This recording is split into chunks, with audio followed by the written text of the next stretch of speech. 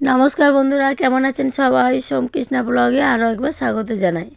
আজকে দেখুন সকাল সকাল এই যে আমি একটু সবজি কাটছি। সবজি বলতে আজকে শুধু এই যে বিট ভাজা হবে, আলু ভাজা হবে আর ডাল হবে। তো সেই জন্য বিটটা আর আলুটা কেটে নিচ্ছি, আর এদিকে ভাত আর ডালটা বসিয়ে দিয়েছি। একদিকে ভাত বসিয়েছি আর একদিকে ডাল সিদ্ধ বসিয়ে দিয়েছি, দিয়ে আর আমি এইগুলো কেটে নিচ্ছি। আর এই যে বিটটা কাটছি, বিটটা কাটতে এত ভালো লাগছে, পুরো একদম দেখতে লাল টুকটুক করছে। আর এই দুটো কেটে নিয়ে তারপরে আমি ভাজাটা করব, ততক্ষণে আমার ডাল আর ভাতটা হয়ে যাবে। তো বিটের অনেক গুণ আছে, যারা অনেকে আবার খেতে পছন্দ করে না, কিন্তু ম্যাক্সিমাম বেশিরভাগ লোকই খেতে ভালো লাগে। আর খাওয়ার থেকে সবচেয়ে বড় কথা, বিটটা দেখতেই কি সুন্দর লাগে, একদম লাল টুকটুক করছে। আর এটা বিশেষ করে আরও যদি মানে ছাড়িয়ে ধুয়ে মানে কাটা যায় তাহলে আরও মানে ভালো হয়। কারণ মানে বিটটা ধুয়ে মানে কেটে ধুইলে অনেকটাই মানে এটা বেরিয়ে যায়, রসটা বেরিয়ে যায়। আর ছাড়িয়ে ধুয়ে নিয়ে কাটলে রসটা থেকে যায়। অনেকে আবার একটু ভাপিয়ে নিয়ে তারপরে করে, কিন্তু তাতে মানে সব মানে প্রোটিন জাতীয় যা কিছু আছে সব ভাপিয়ে মানে জলটা ফেলে দিলেই তো সব বেরিয়ে যায়। তো আমি সেই জন্য আমি করি এমনি ডাইরেক্ট তেলের ওপরেই করি, কিন্তু আমি মানে কেটে তারপরে ধুই, আগে ছাড়িয়ে ধুয়ে হয় না। তো এভাবেই যে যেটা করে এভাবেই করে। আর একটু ভাতটা দেখে নিলাম, কারণ ভাতটা আবার যদি গলে যায়, তো সেই জন্য ভাতটা দেখলাম না, আর ভাতটা একটু বাকি আছে, তা ভাবলাম একটু আলুটাও কেটে নিই। তা আজকের এই যে একটু সরু সরু করে আলু ভাজা করব। আর নতুন আলু, তো নতুন আলু প্রচণ্ড পরিমাণে বালি, আর অনেকেই মানে বালি আলু বলে মানে অনেকে ধুয়ে গোটা ধুয়ে একটু শুকনো করে রেখে দেয়। তো আমার অত সময় কোথায়, মানে অত কাজ করা যাবে না, তো আমি এমনিই রাখি। কিন্তু ধোয়ার সময়, কেটে ধোয়ার সময় ভালো করে ধুই, এবং ধুয়ে হচ্ছে গিয়ে জল মানে আলুর মধ্যে জল দিয়ে ভালো করে ঝাড়িয়ে নিয়ে তারপরে ছেঁকে ছেঁকে তুলে নিই, যাতে যদি একটু বালি থাকে সেগুলোও মানে বেরিয়ে যাবে।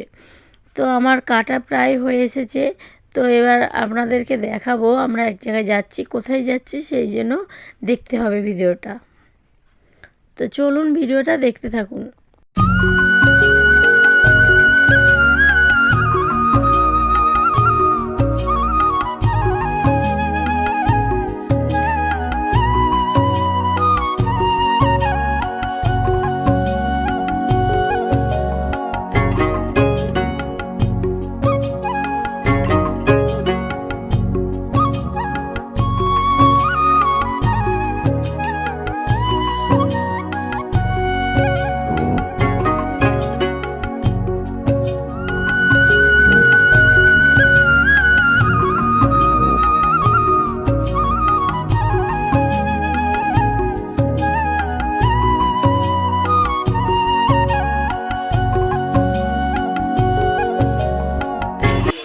আর এই যে দেখুন, আমি এখন এসেছি শাঁখার দোকানে শাঁখা পড়তে, কারণ আমার হাতের শাঁখা, একটা শাঁখা অনেক দিন আগেই বেরিয়েছিল, দেখিয়েছিলাম একবার একটা ভিডিওতে। দুষ্টু হাত দিয়ে একটু টেনেছিল, তো শাঁখাটা বেড়ে গেছিলো, সেই জন্য শাঁখাটা অনেক দিনই পড়া হয়নি। সোনার শাঁখা পড়েছিলাম, তো পড়তে আসবো আসবো করে অনেক দিন থেকেই আসা হচ্ছিল না। আজকে ভাবলাম আজকের বছরের শেষেতে দাদাভাইকে বলুন চলো আজকের শাঁখাটা পড়ে আসি। তো শাঁখাটা পরে এসেছিলাম। আর এই যে এখন আমি দোকান বন্ধ করে আমরা একটু খাওয়া দাওয়া করছি। তা আজকে নিয়ে এসেছিলাম একটু বিরিয়ানি, কারণ সবাই আজকের পিকনিক করছে, তো আমাদের আজকের মানে করা হয় না, মনটা খুব খারাপ লাগছিলো। তো ভাবলাম আজকে আমরা একটু ছোটোখাটো করে আমাদেরও একটু খাওয়া দাওয়া হয়ে যাক। আর এই যে দেখুন, এই মগের মধ্যে দোকানের মানে সব জিনিসপত্রের মধ্যেই আজকে ব্যবহার করেছি। এত রাত্রেবেলা আর ভালো লাগে বা শীতের সময় যেতে। তা এর মধ্যে শসা, পেঁয়াজ আর একটু কাঁচা লঙ্কা কেটে রাখা হয়েছে ধুয়ে, আর একটা থামস আপ নিয়ে আসা হয়েছে, আর বিরিয়ানি। আর বিরিয়ানি বলতে দুটো চিকেন বিরিয়ানি পেয়েছি আর একটা মটন বিরিয়ানি পাইনি।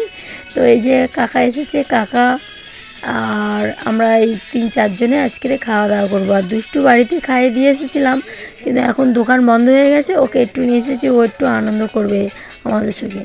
তো সবাই এনজয় করুন, আর সবাই ভালো থাকুন, নতুন বছর সবাই ভালো কাটুক, সবাই সুস্থ থাকবেন, ভালো থাকবেন, সাবধানে থাকবেন।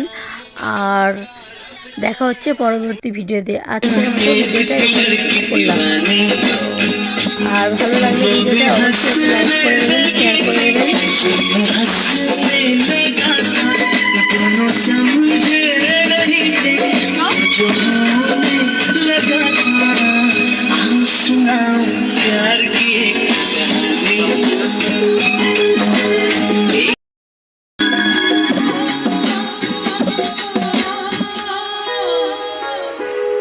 जो भी कहना ना था वो भी कहने लगे, जो भी सुनना ना था वो भी सुनने लगे।